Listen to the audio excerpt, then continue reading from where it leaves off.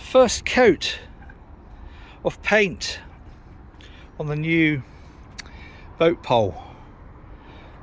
And people say I wouldn't touch it with a 10-foot barge pole. That's what you're looking at. But a bit windy, a bit drippy. Got a partly purple car park. And I thought while I'm at it, I'll do the boat hook again. So Charlotte sanded that down a little bit earlier. And then we're going to stripe them all like we did last time. Then of course I realised, you know what? This is the purple machine enamel. Look at this. I know, not quite finished yet. Bits of door, bits up around there to do, etc. But look, wow, how about that? It's almost like stepping back 20 years. And this, although it's the same, can't remember what it is, 32C29 something, whatever it is anyway, paint colour, but this is the xylene based machine enamel.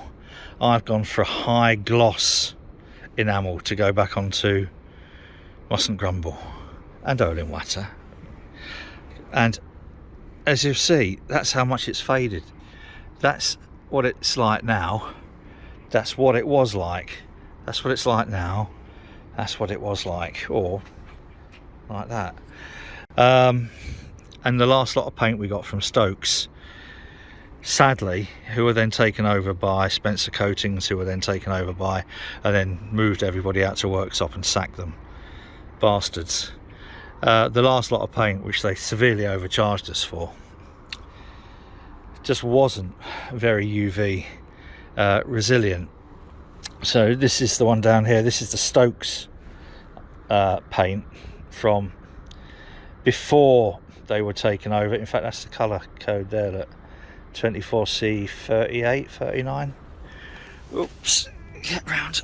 I don't want to get covered in paint. There you go. 24C39, which is royal purple something or other anyway. But that there, so this will be more UV safe. But different paint manufacturers take those colour codes and you end up with completely different paints, as we found out to our cost before. But the one we've bought to go on Mustn't Grumble and Olin Watter is like, well, even more expensive, as if that's bloody possible, and highly UV tolerant. So as it will be the last time we'll be doing excuse me, Mustn't Grumble, it won't be the last time we're doing Olin Watter, as it's the last time we're doing Mustn't Grumble. Well, I guess it's worth doing it better than well. One small problem we encountered was I've been planning on pulling back, taking off all of that strip. However, I've been told if I'm going to do that, I'm going to have to wait 6 months before I paint the silver, for the paint on either side to harden enough to A, put masking tape on, and B, so that it won't react with the new paint. Like this new paint, the purple of the new paint might react against silver hammerite or whatever. So it looks like we're going to be back to putting a silver. I mean, I don't know why I decided to replace the silver strip, if I'm honest with you. It didn't need totally replacing. I just thought it'd be nice to, yeah, while we're doing it, take it all back and then, you know, but there you go. So by the end of this week, little old Mustn't Grumble here, we'll have a new purple paint on. Wow. Right, that's it for now. I'm gonna go and get scrubbed up, lock Mustn't Grumble up, put all brushes and stuff away and have a final clean up after painting the car park, and then we're going to go for a carvery. Oh, we've earned it. We deserve it. And we're going to have it. The thing I always hate about boat electrics is the use of these little terminal blocks, chocolate blocks as we call them. So as I'm going through here, wherever possible, I'm replacing them with the Wago 221s, which are far more reliable and easier to use. So I'm just changing the last of the fluorescent lights to these nice LED lights, and that of course meant taking the whole of this side panel down and me getting covered in fiberglass insulation, so I shall be itching for weeks. I've been looking at the front saloon seating, and it's not going to be possible to turn this into a full-size double. I've always said this is either a kind of a very small double, ideal for a couple of kids, or a large single, but it's just not. There's no way we could get two of these. It would be out here, and then it would also mean the seat would be sticking out when closed, which would be a trip hazard. So sadly it will remain. That's good. Let's see, this is where it is here normally. No, it's just not happening. Shame, but without rebuilding all of this, it's just, it would be dangerous.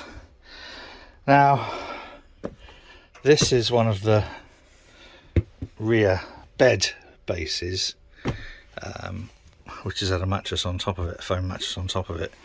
The foam in here is pretty good, so I think get this rear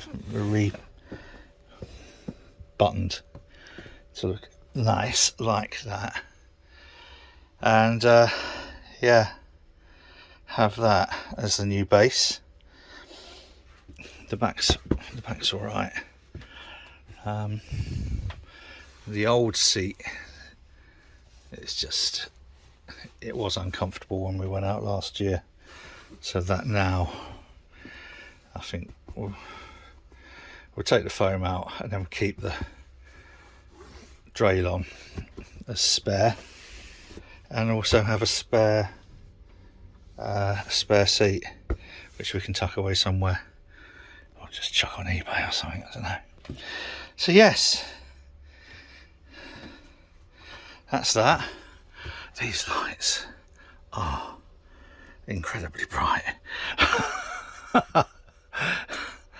Right, so that's the seat anyway.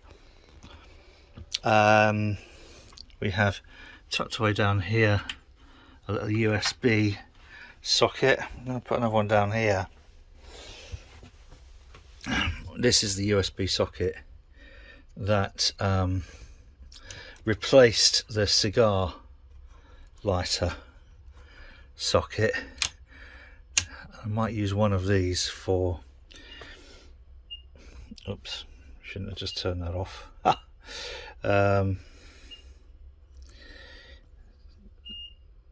Up.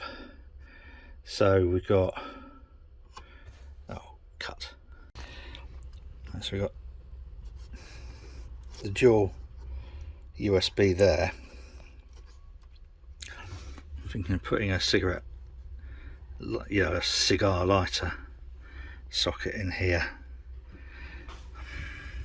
or could move that down a bit maybe and use the existing hole. I didn't know. I'll visit that in a bit. Now, this was a constant source of annoyance to me. This is the panel that takes the shower mixer, and it's designed to screw into a little hole of the same shape, so you can get to the pipework behind. And it's some good quality hardwood plywood, but it always somehow seems to lose its colour and to get a little bit of water ingress no matter how many coats of varnish I put on it. So this time, because it won't be coming, because Mustn't Grumble won't be coming back every year, I thought I'd do something that should last, in inverted commas, a bloody long time. So I've coated it, I've given it a covering of a clear coat, ultra clear coat resin, 2-part resin. Now I've had this resin because I was going to make a nice little coffee table and put some stones and stuff in there. So I got this resin a couple of years ago. I'm just hoping that it is still usable. Otherwise I'll be cutting another bit of plywood.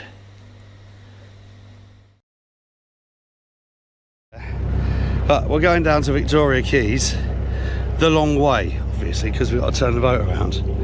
So we're going down to Victoria Keys. Oh, crikey. And this side down here will be painted. And then I'm leaving the boat down at Victoria Keys. Charlotte's bringing me back to the boathouse. I'm going to move hurling water along onto the landing stage, so that after this side's painted, I'll be coming up here, turning around and going back and mooring where Olin Water is. And the reason for that is we can't get in right to the side, so all the paint, the freshly painted paint on this side, won't be rubbing against anything. That's the theory. Give it a chance to harden off. We'll still be able to get on. Charlotte's going to paint the roof. Good. Well, that was easy enough, thanks to the supreme manoeuvrability of little Mustn't Grumble here. Managed to spin it without touching the end of the winding hole. Now, the only reason for that was because there was no wind. Usually the wind will just push you ever so slightly over.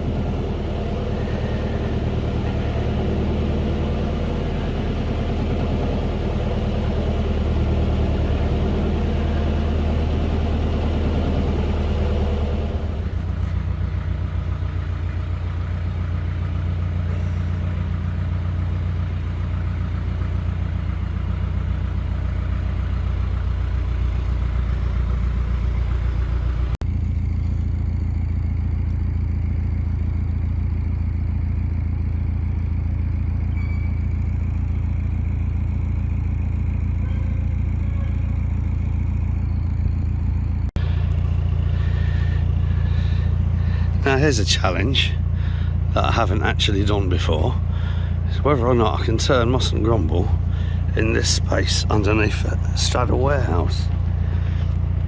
Theoretically it should be possible, but we don't want to do it in a manner which removes some of the paint which has just been applied to the side. So I might just actually reverse back. I don't know yet. How do I feel?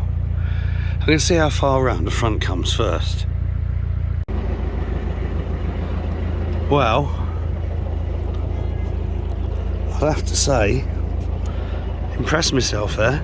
I got around and I had to go into here and then reverse out. This is the most manoeuvrable narrowboat I've ever been at the helm of. She is just beautiful, so responsive. Now I've got to get back past the boathouse and then it's a sight not many people see that. Turn around in the winding hole, so this side's up against the quay because this is the side that's just been painted, and this side was painted last week, so it should take the odd little knock and scratch before it's truly hardened off. This side will take a week before it's rock hard and you can chuck stones at it or whatever. So there we go. That was turning around underneath the straddle. This post-COVID thing, I'm shattered. I'm absolutely shattered. I'm out of breath. I'm just completely fucked. Whew.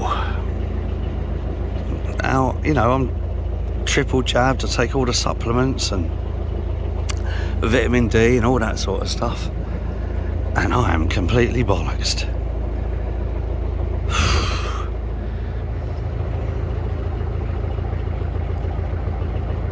Should have had that alternator done years ago now. I hadn't realised all that squeaking and squealing was the alternator bearing. Okay, so coming back now past Johnny's yard, I just thought I'd get a little bit of footage of this strange here beastie. It's a broad beam, but it's got no gunnels. If you notice, all the windows are inset. So I think he's getting it prepped up to go down to the Crick Boat Show, but there's odd little bits of rustiness showing through. It's not a good sign on a new boat. And I can't quite work out whether he intended to have like a swim platform at the back there that flops down. A cross between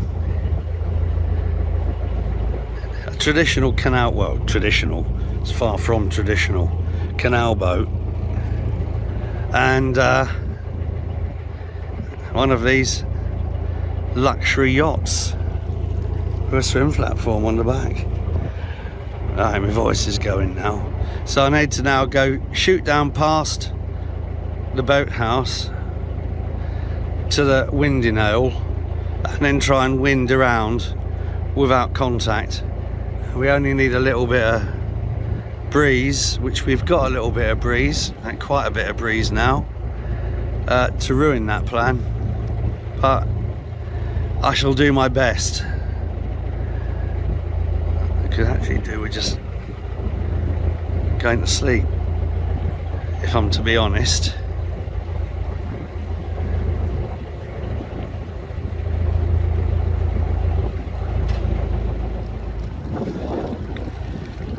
One of the most photographed, I haven't got the right teeth in, one of the most photographed places on Sheffield Canal, mainly because of that, I'm guessing. And Charlotte's back, so I'm going to go spin around, come back, and hopefully just more gently in there with no contact. Yeah, right. Next boat to be painted, guess which? In fact, it's got to come out of the water this year. Sadly, this one should have come out of the water this year. It's not a massive emergency. I don't know if anyone watched my Great Escape videos, but back this time last year, I think it was, can't remember. We had the whole sort of all cleaned off, ready for re-blacking, and I got a really good surveyor that I know to have a look, and he found 6 bits of pitting. Now technically the boat would have passed an insurance survey. I just didn't feel quite happy about it. This place here, what was Taylor Forgings, is going to be a nightclub with some outside space by the look of it. It's going to be nice, isn't it, boys and girls? Yeah, but we decided, or I decided really, even though it would have passed insurance survey, I wasn't happy with the pitting. And then trying to get someone to pull it out of the water. Now Stanleylands will pull a boat out, shot blast it, and then put 2-pack on, but they work to a certain schedule. What this will need is pulling out, shot blasting, ultrasounding, big circles, putting in for someone then to know where to fill the pits, because welders aren't usually that clever, but the pits need doing. You do a donut, and then you go off and do another donut, and when this is cooled, you do another donut inside the donut, and you gradually build it up, because obviously, you know, it's lined on the inside. You need to avoid potential fires. So I would put aside 2 days for doing all those pits, and possibly whatever else the ultrasound throws up. It's not going to be done again, so it's worth doing properly while she's out of the water. So that's going to take a week. It needs planning in advance, but fortunately I got my years wrong, and the statutory insurance type survey that will be required on a boat isn't due for another year, so that's all right. I would prefer to get it done and dusted as soon as possible. I think it's going to be an end of season job, so we can book it in properly. Right now I'm going to have to stop twittering on a little bit now, because I'm coming up to the winding hole and I need all my wits about me, or what wits I've got left about me. And I've got nothing else left to drink to lubricate my poor defective larynx.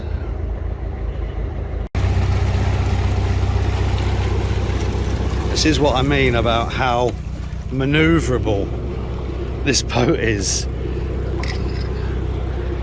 We've got to get around without touching the front, and a little bit of breeze pushed that front end.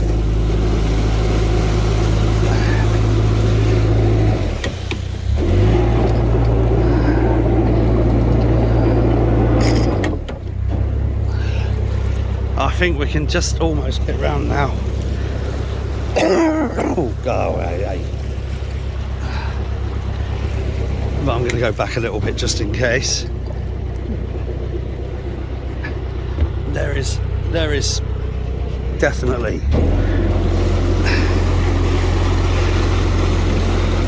space up front, but are outside of caution. That water I've just drank hasn't particularly helped. Oh well. Right, so here we are. We're round now. Brilliant.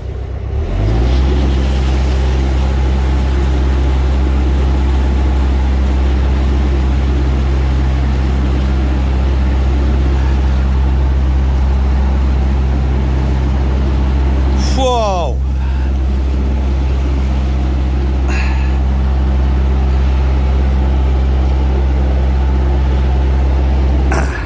That was definitely one of those less is more moments, because there's not a huge amount. You see, that's designed to go into from there, so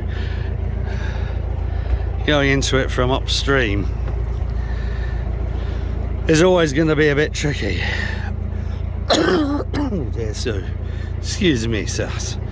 Right, back to the boathouse, tie up and brew up.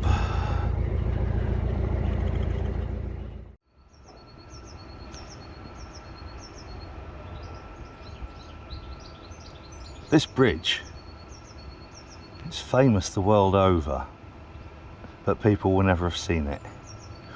Ooh, riddle me this. The reason I can do this without getting run over, obviously, should be able to do this without getting run over, is in one of the first scenes from the film, The Full Monty. Was filmed from here. Well, one of the long shots was actually filmed from here, and it's the shot where they're stood on top of a car moving a piece of RSJ across the canal, which happened just, need to cut these trees out of the way, just down there. And this is Bacon Lane Bridge. And what a beautiful view you just get from here. But of course, you know, back then when they filmed that, there's a lot more buildings down there. But yeah, had car, and the car was on a sinkable platform, and they sunk the car. They had divers waiting just in case, and then the car was on a pivot on this sinkable platform. So there you are, little bit of history, boys and girls. This is the resin I got from Sheffield Fiberglass, and I went down just on the off chance to see whether they did this sort of stuff, and yes, of course they do, and a load of other stuff as well. Got to know the guy. His name's, of course, Andy. Why is it so many people I meet recently are called Andy? Anyway, so Andy sorted me out with his fiberglass. This is resin, epoxy resin, which is now just starting to cure. I was worried that it might not cure because it might be a bit too cold, but yeah, it's good. Always nice to find local suppliers of stuff. So what I have done is resealed all of these edges. I don't know if you can see what I mean by that. So and that just stops. I mean, these are made of resin anyway. These it's called hexaboard, and it's resin bonded, but you know, you still get little bits of water ingress in there and whatever. So give it a quick sand down, quick coat of resin. I'll give it a wash obviously before I put it back on, and then do the rest at boat. And what I was going to also try and do today was perhaps get some white bilge paint inside engine bay, but I'm just not bendy enough. I know it would be nice to do the engine bay. I know Jeff and Sandra want the engine bay doing, but I think I'd sooner pay someone to do it rather than try and bend myself into it. One thing we did notice was the automatic bilge pump switch wasn't switching. So 43 quid later, we have this little jobby which basically goes, it's a switch, of course it's a switch, you know it's a switch. This goes between the live and the feed to the pump. But the switch that we've got on there has got two ways, so it's got manual off and then auto. So this goes on the auto side, so the feed comes out of the auto side to this and then to the feed to the pump. If that makes sense, it should make sense. 40 something bloody quid, but there's nothing else at all to do. I really am. Look at that. Historically, I've always just varnished the panel, but this is now all in here and in these hills and around the edges, sealed with this other epoxy. This is clear coat epoxy, and but it's not as UV resistant as that other epoxy that I've just got. I don't know, is there anything else I should do a walkthrough on the boat? I'll do that after we've done all the cleaning, because it looks beautiful in there. The other thing I need to do is work out, I built a rack for the, you know, those clothes areas, clothes dryers. I built a rack, but I'm not sure it's going to be the right sort of, yeah, I might have to revisit that tomorrow. And then replace front sockets in the front. I'm happy now. I was panicking, Charlotte was panicking when we got COVID, whether or not we was going to get enough paint on. Shouldn't have needed to worry about that. Definitely got enough paint on. Got a serious amount of paint on. Right, so can't think of anything else. The enjoyable bits to come, which is lifting an old memory foam mattress, or I say old, it wasn't that old, down from the storeroom and getting that on to the back of the boat, and then yeah, final run through. It's weird, this time next week we will have handed her over to Jeff and Sandra. There's a few little surprises I've got in mind, but I need to get the plants in them planters, so I shall be contacting our Roz. Well, this is quite a strange feeling, because this is the last time I'll be sailing Mustn't Grumble down to Victoria Keys. We're going down to put the coach lines on, which is the final finishing sort of touches. Try not to let the wind blow me into the buddleia. Scratch the pin top side. So the cover for the battery box is currently getting some what's it called? You know, resin around the edges. When we're back and moored up, Mustn't Grumble will be staying sort of like, I'm going to have to go back, turn around and then come back and moor up on the landing stage, which is going to mean moving out in water, and then we're going to sand this down, get some resin on that. But this will be the last time I'm doing this little leg in Mustn't Grumble. Wow, it's quite yeah, after whatever it is, 14 odd years. Crumbs.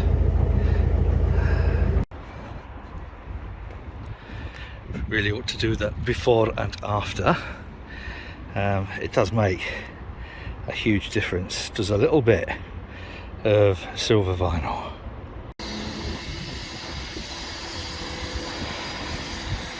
The finishing touch, and it is just kind of like vinyl, but it's got sort of a, I don't know what you call it, a curable adhesive. So once it's stuck on, by heck, does it stay stuck on. So there we are. Wow. I think the only thing, people say, well, what would you have done if you were going to keep it? Well, not a lot more. Possibly wouldn't have put this on. I'd have waited till the end of the year, then masked it either side and then painted some silver. But do you know what, I'm not sure now whether I would have done, because this looks all right. It's nice. Oh, I do love this little boat. The thing that really surprised me, this is only a week since painted, is the amount of dust. Can you see? Look at that, the amount of dust in just 1 week. So I'll give it a wash before Jeff and Sandra come. But there we are. Beautiful. Our little Mustn't Grumble. Finished. Boat electrics. So in one of the previous videos I'd replaced the cigar socket with a USB socket with this, but now they want a cigar socket, so I bought a new cigar socket because the old one was old, and I was going to drill a hole, and I thought actually we still got the old hole, so we popped it in there. And then next I'm just going to pop this on here like so. So we've got USB and cigar socket, and then wire it into there on its own fuse. I need to work out what power we've got going to that, and put an appropriate fuse in it. Next on the list was to take these reading lights off. They look like G4, halogen G4s. I always thought they was LED. Anyway, I have replaced them with these brass LED fittings, which are much nicer. And in the front, without having to drill any additional holes, because this fit in the hole that the other one was in, and then all I've done is just drill a little hole to put this in here. So those is all wired in. That the cover can go back on there now. Things that make these little jobs easier, for a start, proper wire strippers. These are the Nipex, I don't know what, Nipex something or other, hang on, it says so on there. 1252 195. Wire strippers, just so much easier. But the most beautiful thing about doing a job like this, are you gonna bother focusing? You're not, are you? Alright, is these little Wago 221 connectors, and can't show you, hang on, that's better. And these are a little bit like terminal blocks, except this is a way of connecting two wires. There's a bus in there that connects the two, and you just poke your wire in and flick that down, throw it on the floor. You can see the wire is in there and the clamp holds it in, and these are absolutely amazing. The Wago 221, it tells you on the side it's rated at 450 amp volt, 32 amp. That's pretty impressive, and it will take sizes of 24 down to 12. And on the other side it tells you that for up to 360 volts, 300 volts, sorry, 20 amp. So I think it'll be fine for those tiny little LED lights. But that makes life so much easier, and I have got a place for these to go. These are going to go in Grumble, the purple truck, as map reading lights for whoever takes Grumble. So we're going to be Grumbleless, boys and girls, isn't it? It's going to be weird, isn't it? We're going to have no mustn't grumble and no grumble over there. So I'm going to do a beer. I'm going to call it Old Grumble. And yeah, so that's pretty much most of the job's done now. We've got this little USB socket under here, which just means you can, because what I was doing when I was away, I was just running a lead sort of like down to there, which wasn't really very safe. So that then goes down, and all I've done is just tapped into the water pump, which is quite safe enough to do. Right, time for a coffee. One of the irritating little things about this boat was the bathroom door never used to close. So I've sanded it down. I could have sanded it down a little bit more, but it actually closes proper now. But this doesn't line up, and that's sod's law. I'm not sure what to do about that. Probably nothing. So that's all the electricity ticked it off. Wow. Another coffee. Talk about making a rod for my own back. I decided if you're going to have one of these, it might as well lock. But it looks like there's been several on here before, and just by adjusting it up a little bit, I wouldn't have, at least the door closes properly now, sort of. These screw holes are all going to be in the wrong place. So toothpicks and wood glue, get those filled. Just wait for those to dry, cut them off, put that back on. Whenever I go to a restaurant and they got toothpicks, I always grab a handful. That is why. The amount of times I've needed to fill holes because some silly bugger has put the screw in the wrong place, or worse still, has just pushed the screw in and not drilled a little pilot hole. This is something I regret doing, because they're going to get a new mattress. I've got this this corded carpet, same stuff, you know, it's on the walls and stuff like that. I've decided I would not make a very good carpet layer. So anyway, over there I've cut a proper little bit out so it goes in the corner and everything. I've got some double-sided tape, so I will stick it down. Back in the bathroom a day later.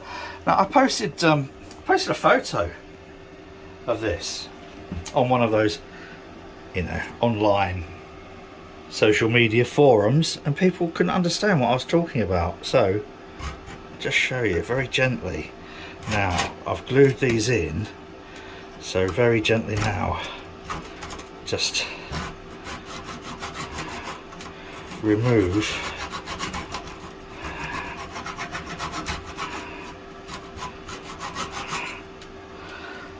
and what that has now done, I'll pick those up in a moment, is the holes that were previously used for screws are now filled in, because if you tried to put a screw in here it would have just slipped into that hole. So what we do next is a little bit of emery paper and we give that a little rub down.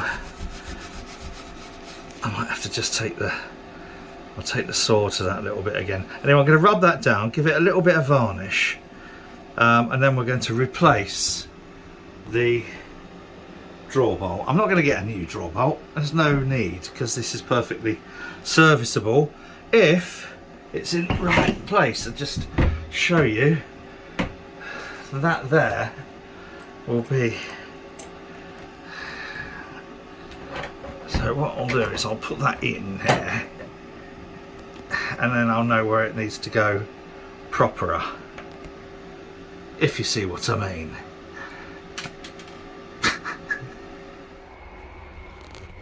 A little dusty, but it's something I forgot to include in the previous bit of video.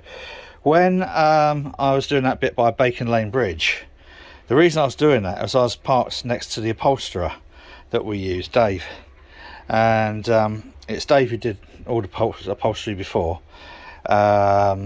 Originally it was Bill Caudle, who was 92 I think when he originally upholstered all this. Poor old Bill went, so then we got Dave to do all our upholstery since then. And this is one of the cushions from the back. I know it's really dusty and dirty and everything at the moment because we haven't done cleaning on the boat, but just thought I'd show you. This was one of the two bed bases, and because it hadn't been used massively for sitting on, we thought it might make a decent bed sofa base, because last year when we was out I was having to put a cushion down, sit on a cushion, because the actual foam had deteriorated so badly over the years. So when I had to see Dave, I said, Dave, what's the chances of putting a new piece of foam in there or whatever? And he said, well, actually that foam's pretty good. It's you won't get any better really. What I'll do, we'll put some buttons in there, and I'll put I'll take it out of the foam, take the foam out of the cover, and I'll cover it in some, I can't remember what he said, some sort of covering. He said that will just give an extra little bit of firmness to it, and do you know what?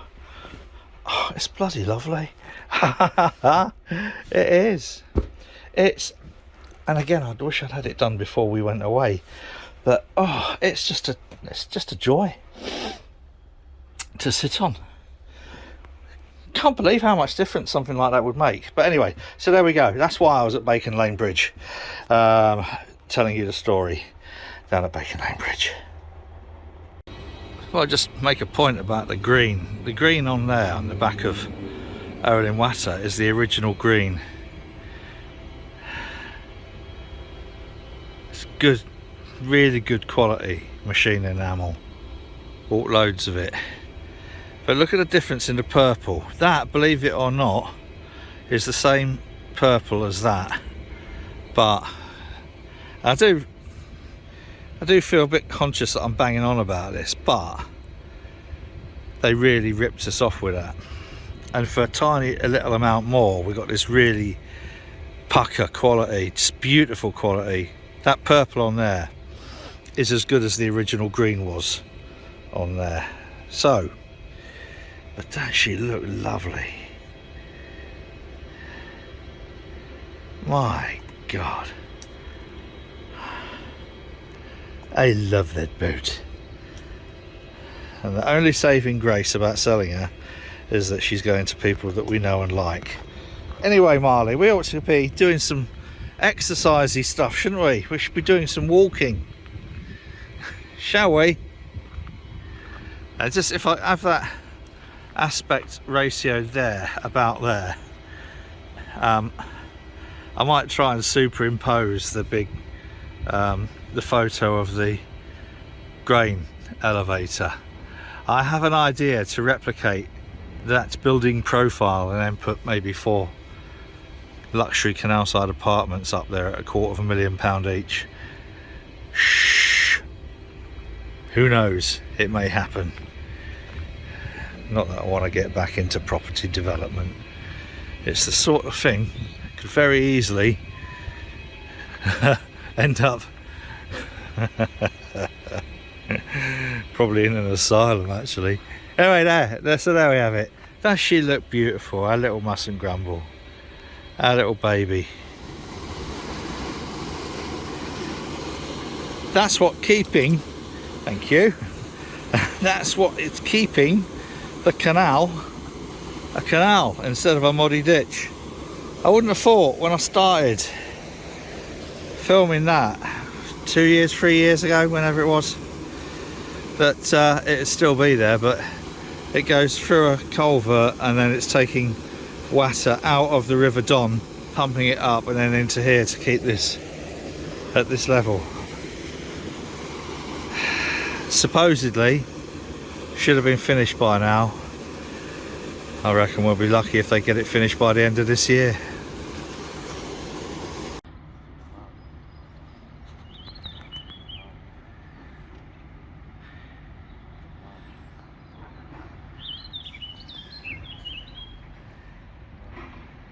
It's almost like you're waiting for someone. Are you waiting for someone?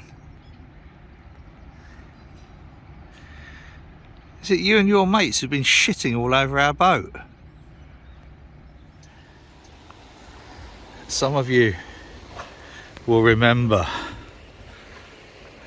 the apples we got from here last year, towards the end of last year, and sadly this is that there anyway is the remains of the apple tree. So they're obviously clearing this to build, I don't know, some more shitty fucking flats or something or other. But yeah, that's the remains of the apple tree. We didn't half get some good quality apples off that, and had planned again to do so this year. Alas, not to be. Anyone knows of any wild apple trees, the more the merrier, because we can mix and match the various apples to give us the perfect cider. But there we are. What a great shame. So sad to see. Little finishing touches. Planter with, yeah, that one has yet to have some, Marley, be quiet, it's me, stupid, God, that has yet to have some herbs placed in it. And then I've just these look a bit weird, don't they? They don't look right happy at the moment. I hope they will be, the Lobelias. So from nice Mr. B&Q, I might, if these don't come round by tomorrow, I think I'll chuck a few more in. I'll probably put one of those in there. But anyway, little finishing touches. For now, boys and girls, I'm going to call it a day. Oh, look.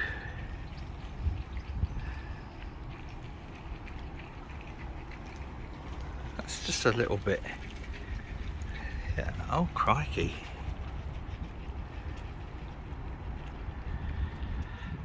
So what with a canoeist and running, that's too much for me.